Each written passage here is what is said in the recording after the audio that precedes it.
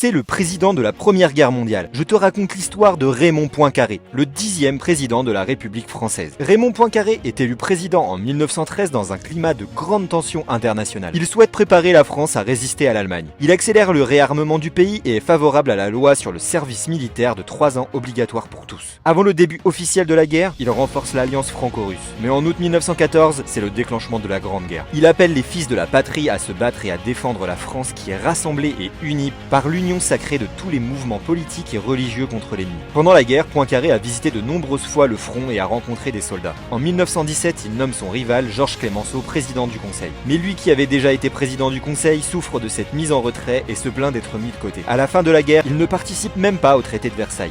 Et à la fin de son mandat, il ne se représente pas. La fin de sa présidence ne signe pas l'arrêt de sa vie politique pour autant. Bien au contraire. Malade, il meurt en 1934. Poincaré reste un des plus grands hommes politiques de la Troisième République. Abonne-toi pour plus d'histoires.